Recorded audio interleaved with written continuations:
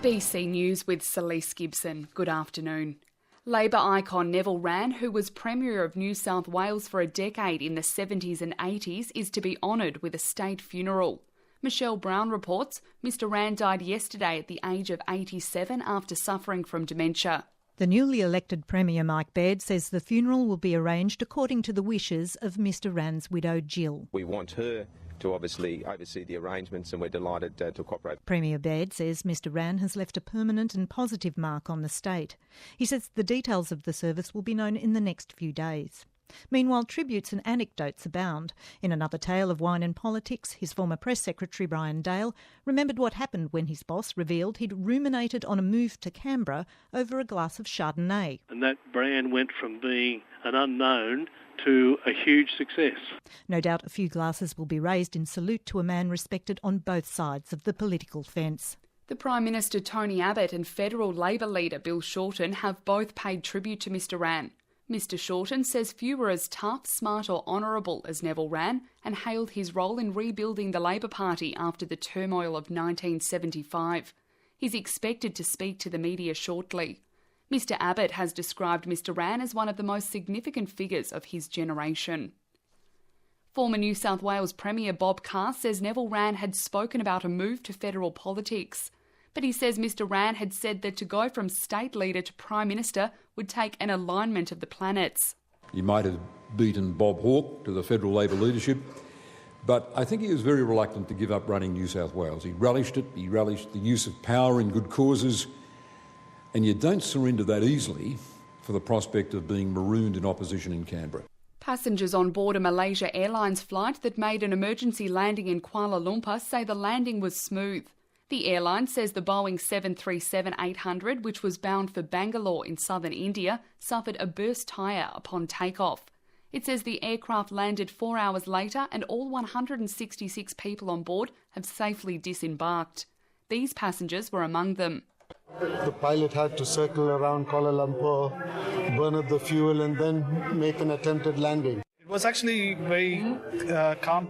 It was not very rushed. It was a very smooth landing. The incident comes about 6 weeks after the Malaysia Airlines flight MH370 disappeared. A man is due to appear in court tomorrow charged with the murder of 2 young sisters in Watsonia in Melbourne's northeast. Police found the girls, both under the age of 10, at a house on Longmuir Road yesterday afternoon. The 35-year-old man was arrested at the house. Detectives escorted family members into the home this morning. Authorities in Kiev say they are investigating a clash in eastern Ukraine, which has reportedly left at least 3 people dead. The Russian Foreign Ministry has blamed the Ukrainian ultra-nationalist right sector group for the shootout at a pro-Russian checkpoint early on Sunday morning. But the Deputy Secretary of the Ukraine National Security Council, Victoria Suma, says it was too early to tell exactly what had happened.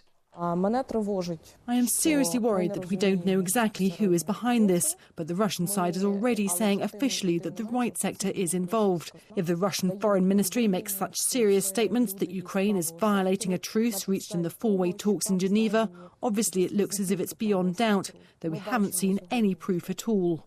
The owner of a rabbit farm says the introduction of a deadly virus has led to the near collapse of the Australian rabbit meat industry. Farmer Doug Horridge says since the spread of calicivirus more than a decade ago, the number of rabbit farms across the country has dropped from about 80 to just 4.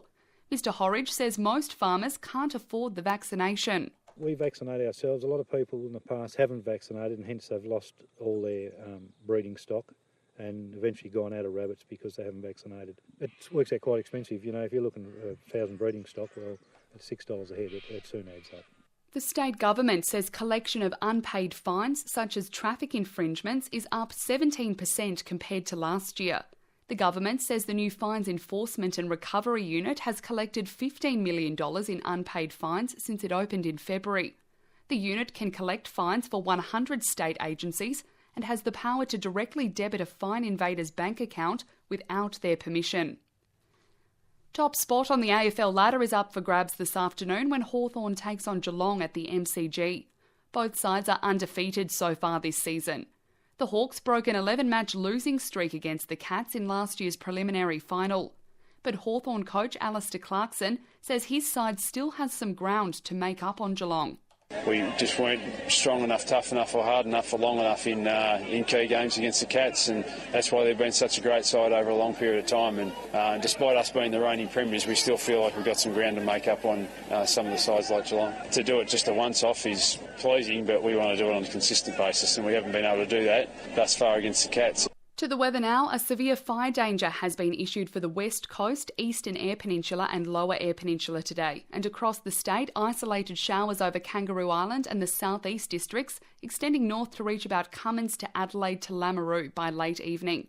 Renmark is heading for 27 today, 24 in Mount Gambier, 29 in Port Lincoln, and it'll be 28 degrees in Adelaide.